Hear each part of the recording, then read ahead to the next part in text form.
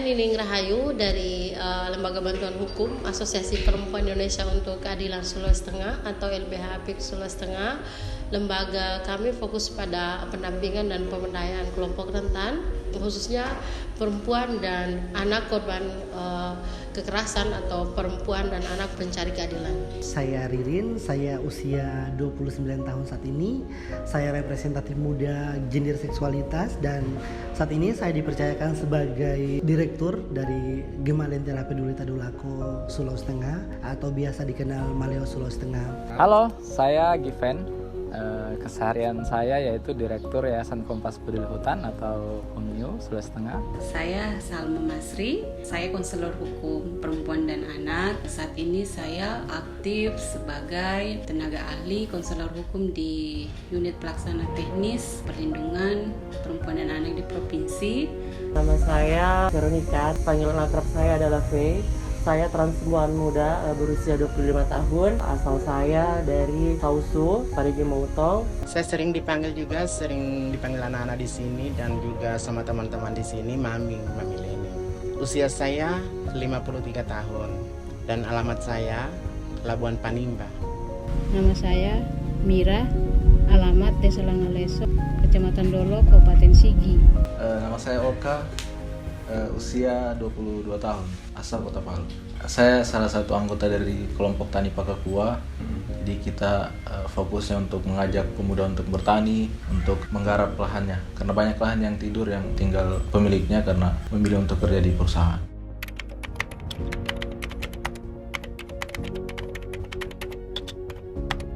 Jadi keseharian saya saat ini sibuk mendampingi teman-teman komunitas gender seksualitas, kemudian ODIF, dan kelompok rentan lainnya. Namanya kita nyalon, ya sehari-hari di salon lah. Kalau ada kegiatan-kegiatan lain macam ke pasar, jualan apa.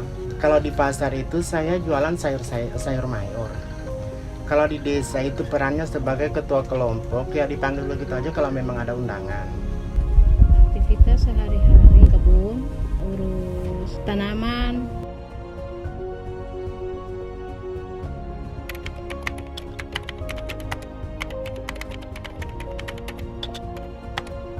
Saya di sini banyak belajar dengan teman-teman bagaimana mereka dapat diterima oleh lingkungannya, terutama kepada keluarganya. Bahwasanya sebelum coming in dan coming out itu kan banyak tahap-tahap nih.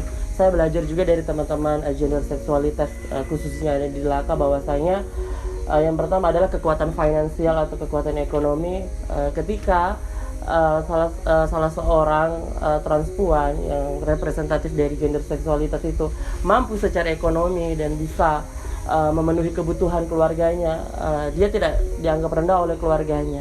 Dia dianggap adalah seseorang yang penting karena dia adalah penopang penghidupan dan kehidupan keluarganya. Itu kan kebanyakan orang beranggapan apa sih waria itu? Waria itu paling ujungnya kerja di salon, putus sekolah, tidak tahu hukum, kemudian pandang enteng, taunya cuma konter sana kemari. Tapi saya di sini mengajak teman-teman untuk membuktikan bahwasanya kami punya posisi, kami punya kekuatan, kami punya kapasitas juga, bahwasanya siapa saja bisa mendapatkan akses untuk menunjukkan dirinya bahwa mereka itu mampu. Kalau masalah penerimaan masyarakat kalau di kelompok waria kayaknya masih 75%. 5% itu sisanya masih banyak ocehan. Kalau memang yang begitu itu sering didapat. Cuman kita ya namanya waria, dengan senang hati lah orang seperti itu yang membuat hatinya kita supaya tidak ini toh. Dan juga kita tidak mau untuk mencari masalah persoalan yang tidak beda. Karena kita tidak mau seperti itu orangnya. Kita mencari kebaikan. Makanya kita ambil diam saja, tidak mau untuk memperpanjang persoalan yang begitu-begitu. Karena kita tidak mau untuk repot dan merepotkan orang. Karena kita sudah sadar bahwa diri kita itu hanya seorang waria atau transgender. Tentang ekspresi saya, semua masyarakat menerima. Saya punya ini, maksudnya jati diri. Masyarakat semuanya terima. Mereka tidak pernah menyinggung atau bicara yang tidak enak saya dengar, seperti itu. LBH APIK sendiri awal lahir di Sulawesi Tengah, memang dalam pelayanan atau dalam SOP pendampingan kasus itu sudah dimasukkan pendampingannya fokus, yang menjadi fokus pendampingan selain perempuan dan anak juga adalah LBT. lesbian, biseksual, dan transgender. Kenapa tidak gay? Karena gay laki-laki. Jadi kami fokus pada LGBT, itu masuk dalam SOP pendampingan kasus kami dalam SOP pelayanan hukum. Jadi begitu mereka mendapatkan kekerasan, itu kami akan melakukan pendampingan hukum terhadap teman-teman. Lalu kami mendapatkan sumber daya atau dukungan proyek dari Kedutaan Belanda. Di situ kami mulai fokus pada pendampingan terhadap lansia, disabilitas, dan teman-teman LGBT melalui program Rule of Law. Lalu pasca bencana kami juga mendapatkan dukungan dari AJWS bersama teman-teman Maleo dan Komune Sulteng untuk melakukan pendampingan pemulihan ekonomi untuk teman-teman kelompok gender seksual yang menjadi korban bencana 2018. Maleo Sulteng dulu sejak berdiri tahun 2011 bergerak di isu penanggulangan HIV/AIDS dan advokasi HAM. Namun pasca bencana di 28 September 2018, Maleo melebarkan sayap untuk bergerak juga di isu kebencanaan. Nah, saat ini Maleo sedang bekerja sama berkonsorsium dengan YLBH Apik dan Komio Sulawesi Tengah. Fokus pekerjaan di organisasi kami yaitu perencanaan dan perancangan landscape, di mana kami juga fokus terhadap pendampingan masyarakat adat desa terpencil. Nah, saat ini kami berkonsorsium dengan Lembaga Bantuan Hukum Asosiasi Perempuan Indonesia untuk Keadilan dan Maleo Sulawesi Tengah. Ya, awalnya kan pandangan saya terhadap KGS ini kan mungkin lebih ke negatif kan. Pada saat itu juga gempa bumi, tsunami kan, jadi anggapannya dia orang yang penyebabnya kan begitu di masyarakat. Cuman seiring berjalannya waktu di 2018 itu sampai sekarang, akhirnya bisa ikut dengan mereka, ikut kegiatan, pelatihan dan sebagainya, lebih ke terbuka bahwa mereka juga punya haknya untuk hidup, punya haknya untuk mendapatkan pelayanan yang baik. Ya, kita harus terima dan apa yang mereka lakukan. Rata-rata kegiatannya mengharuskan saya untuk membaur dengan mereka karena kita salah satu kegiatannya itu FGD. Jadi kita mendengar keluh kesah mereka. Jadi bagaimana tentang pelayanan publik. Waktu itu fokusnya ke pelayanan publik kemarin. Jadi bagaimana tentang pelayanan publik yang tentang layanan kesehatan, administrasi pendudukan. Jadi itu sih yang berusaha untuk membaur dengan mereka supaya cerita yang mereka sampaikan itu lebih dalam gitu lah, tergali.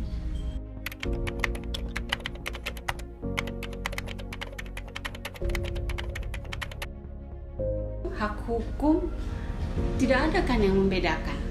Tidak ada salah satu aturan atau undang-undang dimanapun yang mengatakan, yang menyebutkan khususnya untuk kelompok rentan ya, yang menyebutkan bahwa ada perbedaan untuk teman-teman KGS. Yang saya pahami selama ini baik KUHP, Undang-Undang Perlindungan Anak, Undang-Undang BKDRT, trafficking, itu tidak ada yang membedakan antara teman-teman transgender, transseksual dan lain-lain. Tidak ada yang membedakan. Tetapi justru yang membedakan itu adalah masyarakat. Saya mengatakan bahwa hak hukum itu sama. Laki-laki, perempuan, transgender apapun sama perlakuannya. Tidak ada yang membedakan.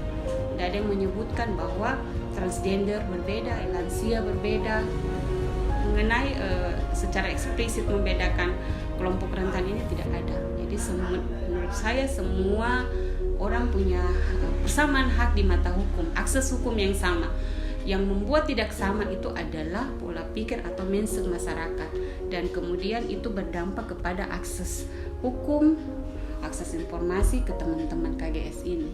Teman-teman tidak sendiri, kita bersama-sama. Teman-teman tidak perlu merasa bahwa saya memiliki orientasi seksual yang berbeda sehingga saya berbeda dengan teman-teman dengan manusia yang lainnya. Teman-teman sama, memiliki hak yang sama.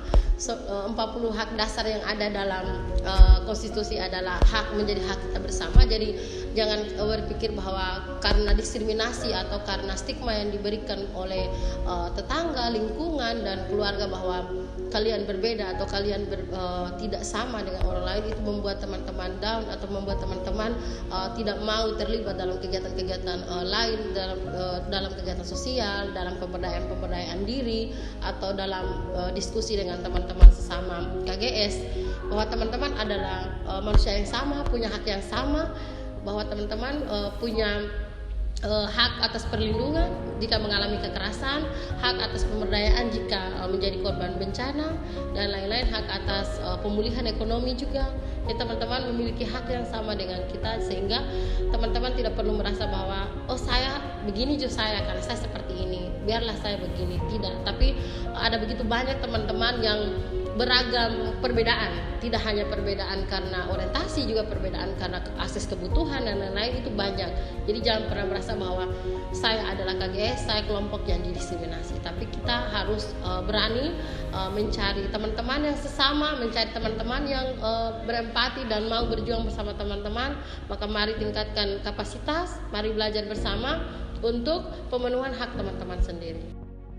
Menurut saya yang paling bisa kita lakukan di masyarakat, pertama merubah ini dulu, pola pikir, mindset, bahwa siapapun ketika dilahirkan dia punya hak hukum yang sama, diperlakukan yang sama.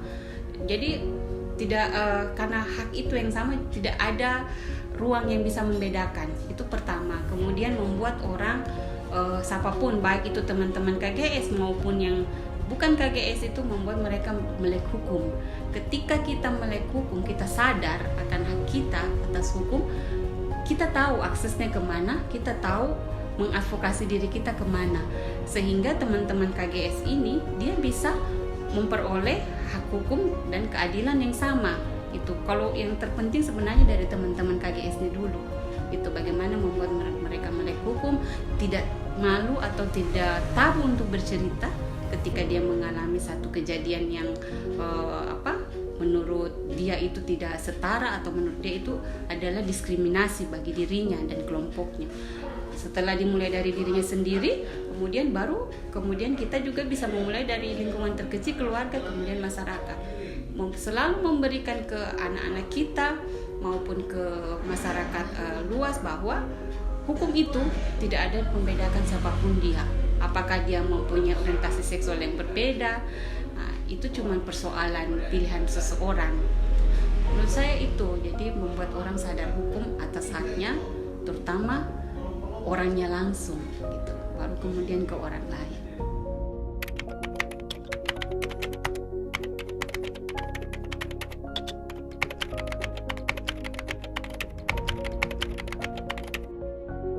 Perubahan perilaku masyarakat sendiri itu cukup tinggi. Bagaimana perubahan perilakunya mereka, bahwasanya kelompok rentan lainnya yang kita dampingi itu sangat menerima dan kaget, wow, bahwasanya seorang transgender muda bisa memfasilitasi teman-teman gender seksualitas yang ada di Desa Dalaka dan desa lainnya yang ada di wilayah Donggala. Kemudian mereka melihat nih bahwasanya wah, seorang transpuan punya nih kemampuan, punya kapasitas bagaimana cara merubah perilaku, misalnya perilaku hidup bersih dan sehat seperti apa, kemudian cara bertani, livelihoodnya seperti apa. Kita kan memanfaatkan pekarangan rumah yang tidur, itu kan kita bisa manfaatkan daripada lahannya tidur dan tidak menghasilkan produktivitas.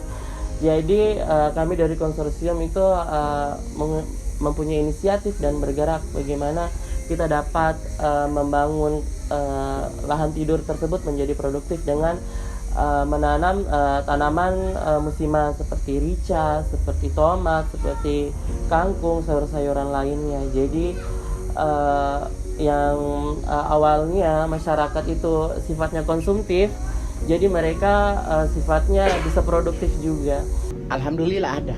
Sedikitnya agak ini mereka pengetahuannya sudah mengenai tentang waria, sudah ada pemahamannya mereka. Ya pemahamannya mereka itu ya sedikitnya sudah ini kan, sudah tidak mau lagi ngoceh, sudah nggak mau lagi ini sama waria atau merendahkan derajat waria, tidak lagi. Ada perubahan sih, sangat-sangat banyak perubahannya. Bahkan kalau saya bilang itu mungkin 100% lah perubahan saya dari dulu sampai sekarang. Setelah saya kenal dengan LBH Apik, saya bisa mengontrol bagaimana emosi saya seperti itu. Kalau dengan teman-teman begini, bicara juga seperti itu ya bisa dikontrol lah seperti itu. pesan saya yang terakhir bahwasanya seorang transpuan muda itu bukan dilihat dari bagaimana cara dia berdandan, bagaimana cara dia bermake up, tapi orang harus melihat bahwasanya seorang transpuan itu memiliki kapasitas. Dia bekerja itu dengan otaknya, dengan kapasitasnya, dengan intelektualnya. Jadi transpuan itu harus diberikan kesempatan bagaimana dia dapat mengakses seluruh apapun itu, akses layanan, akses informasi. Dan masyarakat pun harus menerima bahwasanya secara tidak sadar mereka hidup berdampingan dengan masyarakat dan lingkungan. Pesan saya buat teman-teman transmen, janganlah menutupi jati diri atau ekspresinya kita seperti apa. Kita sama-sama ini sama-sama status lah seperti itu. Jadi saya kasih tahu, janganlah saling menutupi. Saya sudah terbuka sama kamu tentang bagaimana pengalaman saya.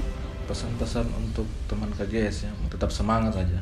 Untuk terus jangan terlalu takut untuk mengekspresikan diri. Tunjukkan bahwa kalian juga memiliki hak yang sama di masyarakat, punya hak hidup juga. Jangan terlalu dengar apa yang orang bilang, tetap semangat saja. Harapannya di situasi saat ini teman-teman terus melakukan pengembangan organisasi dan terus belajar sehingga dapat membantu mengadvokasi hak-hak layanan dasar dan tujuan dari organisasi teman-teman gender seksualitas di Sulawesi Tengah. Terima kasih. Assalamualaikum warahmatullahi wabarakatuh. Harapannya semua teman-teman KGS itu bersatu ya, tidak lagi saya karena ego sektoral, saya dari lembaga ini maka saya berkegiatan ini, tapi semua punya spirit yang sama. Maka ayo, kenapa kita tidak melakukan kegiatan yang sama? Ayo kita bikin kegiatan bersama, event bersama, atau semacam kegiatan sosial di tempat teman-teman yang disabilitas atau teman-teman lansia. Nah, kan teman-teman KGS ini cukup punya kapasitas atau punya keterampilan. Ada yang suka salon, ada yang suka kerja program, ada yang suka apa. Jadi kapasitas-kapasitas yang ada itu mari kita berikan kepada pelayanan kepada teman-teman yang membutuhkan. Harapan saya video yang kita buat ini akan memberikan gambaran terkait dengan atau penyadaran terhadap masyarakat secara luas terkait dengan sisi lain dari kehidupan seorang gender seksualitas. Itu bagaimana kita bisa melihat gender seksualitas atau penyintas kebencanaan pasca bencana di 2018 yang berproduktif dan mampu memberikan pengaruh-pengaruh positif terhadap lingkungannya. Dan harapan saya video ini juga bisa memberikan dan membuka mata hati semua masyarakat atau semua orang untuk bisa melihat sisi lain dari seorang gender seksualitas.